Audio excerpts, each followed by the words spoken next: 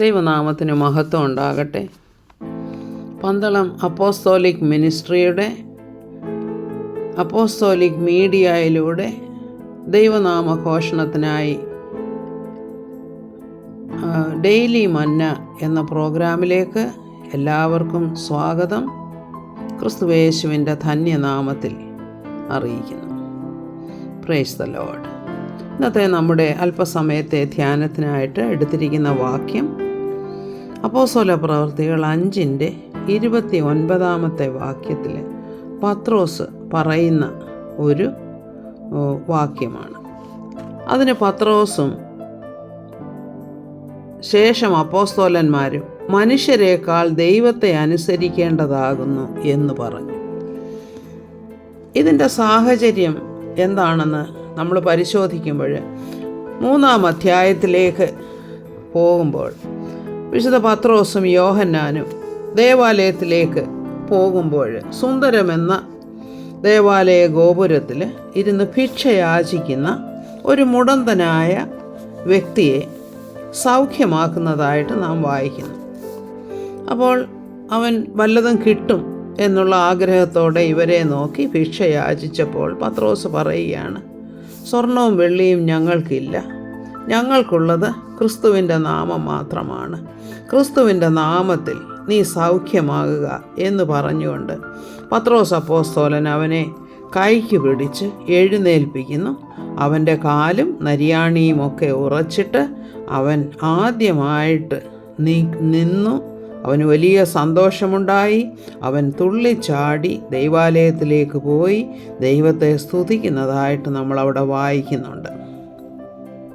പക്ഷേ ഇത് കണ്ട എല്ലാവരും അവർ ചോദിക്കുകയാണ്, ഈ തുള്ളുന്ന മനുഷ്യൻ അല്ലെങ്കിൽ ഈ ഡാൻസ് കളിക്കുന്ന മനുഷ്യൻ അവിടെ ഇരുന്ന് ഭിക്ഷ യാചിച്ച മുടന്തനായ വ്യക്തിയല്ലേ എന്ന് ചോദിക്കുക. എന്നിട്ട് അവർ അന്യോന്യം അവനെക്കുറിച്ച് പറഞ്ഞിട്ട് അവർ വളരെയധികം വിസ്മയിക്കുകയും പരിഭ്രമിക്കുകയും ഒക്കെ ചെയ്യുകയാണ്. കാരണം ഇതെങ്ങനെ സാധ്യമായി എന്നുള്ളതാണ് അവർ അതിശയിക്കുന്നത്. അപ്പോൾ പത്രോസ് അവരോട് എന്താ പറയുന്നത്? ഞങ്ങൾ ഞങ്ങളുടെ സ്വന്തം ശക്തിയാലൊന്നുമല്ല ഇത് ചെയ്തത്, പിന്നെയോ യേശു ക്രിസ്തു എന്ന ഒരുവൻ, അതായത് നിങ്ങൾ മരത്തിൽ തൂക്കിക്കൊന്ന യേശു ക്രിസ്തു എന്ന ദൈവം, അവൻ്റെ നാമത്തിലാണ് ഞങ്ങൾ ഈ പ്രവൃത്തി ചെയ്തത്. പ്രവൃത്തി ദൈവമാണ് ചെയ്തത്, അതിന് മുഖാന്തരമായവരാണ് ഞങ്ങൾ എന്നാണ് പത്രോസ് അവരോട് പറയുന്നത്. അപ്പോൾ അവർക്ക് ഇത് കേട്ടിട്ട് വിശ്വസിക്കാൻ സാധിക്കുന്നില്ല. ഇങ്ങനെയോ? അപ്പോൾ പത്രോസ് പറയുകയാണ്, നിങ്ങൾക്കും വിശ്വസിക്കാം ക്രിസ്തുവിൽ, നിങ്ങളുടെ പാപത്തിന് മോചനം ലഭിക്കും. അത് തന്നെയുമല്ല, ദൈവത്തിൻ്റെ പക്കൽ നിന്ന് നല്ല സമയങ്ങളെ നിങ്ങൾക്ക് ലഭിക്കുകയും ചെയ്യും. അതുകൊണ്ട് നിങ്ങളും ഈ ദൈവത്തിൽ വിശ്വസിക്കുക, അതായത് ക്രിസ്തുവിൽ വിശ്വസിക്കുക, മാനസാന്തരപ്പെട്ട് നിങ്ങൾ ക്രിസ്തുവിൽ വിശ്വസിക്കുക എന്ന് അവരോട് പറയുകയാണ്. അവരെന്താ അപ്പോഴത്തേക്ക് അവിടുത്തെ പ്രമാണികളും മൂപ്പന്മാരും എല്ലാം ഇത് കേൾക്കാനിടയായി. ഇങ്ങനെയൊന്ന് സംഭവിച്ചതും ജനമെല്ലാം, അത് തന്നെയുമല്ല, ഇവർ പിന്നീട് ജനത്തോട് സംസാരിച്ചു, കർത്താവിനെക്കുറിച്ച് പ്രസംഗിച്ചു. അത് കേട്ടപ്പോൾ 5000-ത്തിലധികം പേര് അവിടെ ദൈവത്തിൻ്റെ ആ വചനത്തിൽ വിശ്വസിച്ച് കർത്താവിൽ യേശു ക്രിസ്തുവിൽ വിശ്വസിക്കുന്നതായിട്ട് നമ്മൾ കാണുന്നുണ്ട്. അപ്പോഴേക്കും മതത്തിൻ്റെ മഹാപുരോഹിതന്മാരും പരീശന്മാരും പ്രമാണികളുമെല്ലാം പത്രോസിനോടും യോഹന്നാനോടും എതിർത്ത് നിൽക്കുകയാണ്. അപ്പോൾ പറയുകയാണ്, ഇനി മേലാൽ ഈ ഒരു നാമം ഇവിടെ പറഞ്ഞു പോകരുത്. ആ മനുഷ്യനുണ്ടായ നന്മയൊന്നുമല്ല അവരുടെ ചിന്ത.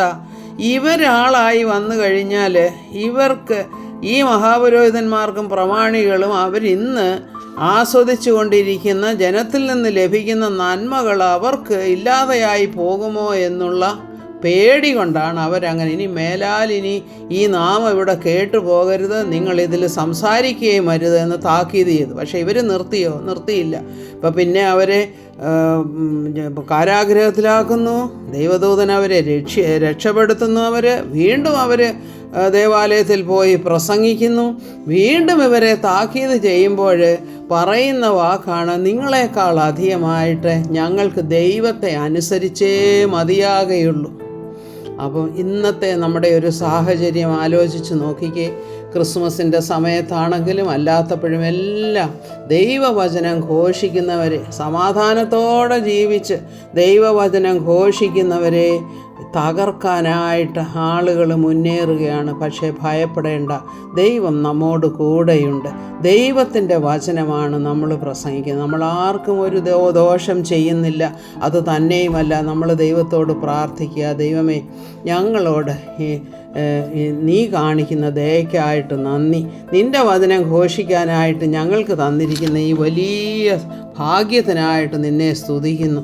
അത് തന്നെയുമല്ല, റോമാലേഖനം 12:9 എന്താ പറയുന്നത്? പ്രിയമുള്ളവരെ, നിങ്ങൾ തന്നെ പ്രതികാരം ചെയ്യാതെ ദൈവകോപത്തിന് ഇടം കൊടുപ്പീൻ. പ്രതികാരം എനിക്കുള്ളത്, ഞാൻ പകരം ചെയ്യുമെന്ന് കർത്താവ് അരുളി ചെയ്യുന്നു. ഇത് തന്നെയാണ് പ്രോവർബ്സ് 20:22 പറയുന്നത്. ഞാൻ ദോഷത്തിന് പ്രതികാരം ചെയ്യുമെന്ന് നീ പറയരുത്. യഹോവയെ കാത്തിരിക്കുക, അവൻ നിന്നെ രക്ഷിക്കും. ദൈവം നമ്മെ അനുഗ്രഹിക്കട്ടെ. ദൈവത്തിൻ്റെ വചനം ഘോഷിക്കാൻ കൃപ നൽകട്ടെ എന്ന് പ്രാർത്ഥിക്കുന്നു. സകല മഹത്വവും കർത്താവിന്. ആമേൻ. Praise the Lord.